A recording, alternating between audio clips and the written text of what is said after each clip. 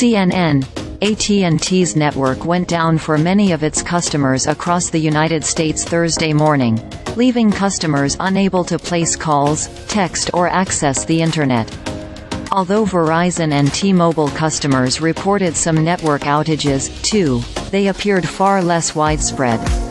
T-Mobile and Verizon said their networks were unaffected by AT&T's service outage, and customers reporting outages may have been unable to reach customers who use AT&T. What can you do if you have no service?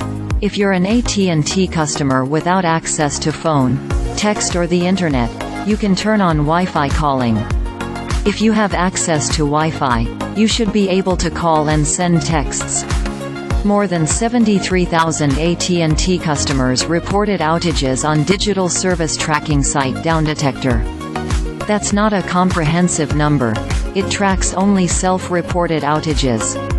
Although outage reports fell a bit in the 5 a.m. Eastern Time hour, they bounced back in the 7 a.m. Eastern Time hour and continue to surge. AT&T acknowledged that it has a widespread outage but did not provide a reason for the system failure. Some of our customers are experiencing wireless service interruptions this morning. We are working urgently to restore service to them, AT&T said in a statement. We encourage the use of Wi-Fi calling until service is restored. The company said some parts of its network are beginning to recover, but it did not have a time frame for when its system would be fully restored.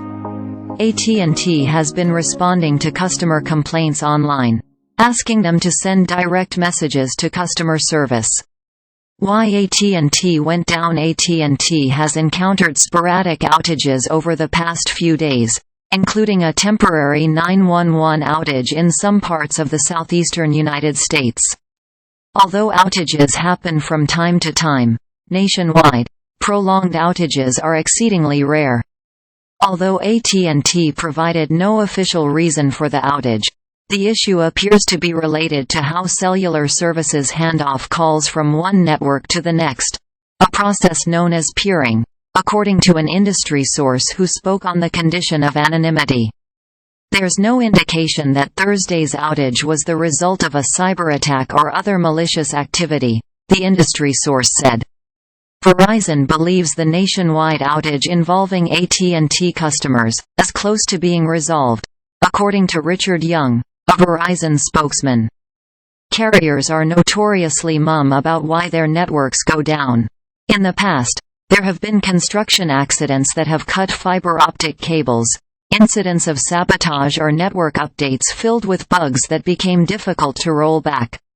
Several local governments said AT&T's outage was disrupting its services.